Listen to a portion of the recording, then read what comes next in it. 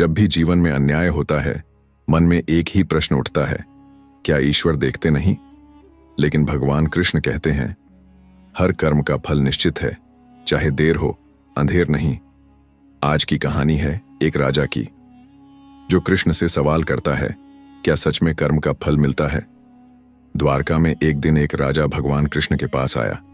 वह दुखी था। बोला, मुझे समझ नहीं आता। मैंने सदैव धर्म का पालन किया, प्रजा का भला किया, दान दिया, फिर भी मेरा पुत्र युद्ध में मारा गया। यह कैसा न्याय है? कृष्ण मुस्कुराए और बोले, राजन, चलो एक यात्रा पर। वे दोनों एक जंगल से गुजरे। वहां एक वृद्ध साधु ध्यान में लीन था। कृष्ण बोले, यह व्यक्ति पिछले 7 जन्मों से तपस्या कर रहा है, लेकिन इस जन्म में उसे रोज भूखा सोना पड़ता है। राजा चौंका, इतनी तपस्या और फिर भी भूख? कृष्ण बोले, क्योंकि पिछले जन्मों में इसने एक बार एक भूखे को भोजन देने से मना कर दिया था। कर्म लौट कर आता है, चाहे जब भी किया हो। फिर वे एक गांव पहुंचे। वहां एक डाकू था जो हर किसी को लूटता था, लेकिन राजसी वैभव में जी रहा था।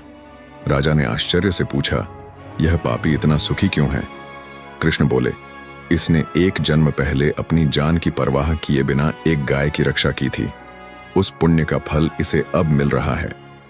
परंतु याद रखो, जब इस पुण्य का फल समाप्त होगा, तब इसका पाप भी इसका पीछा नहीं छोड़ेगा।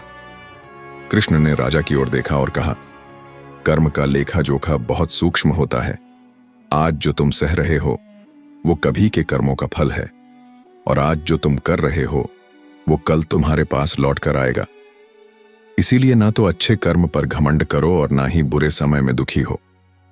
हर कर्म बोया हुआ बीज है, और समय आने पर वो फल जरूर देता है।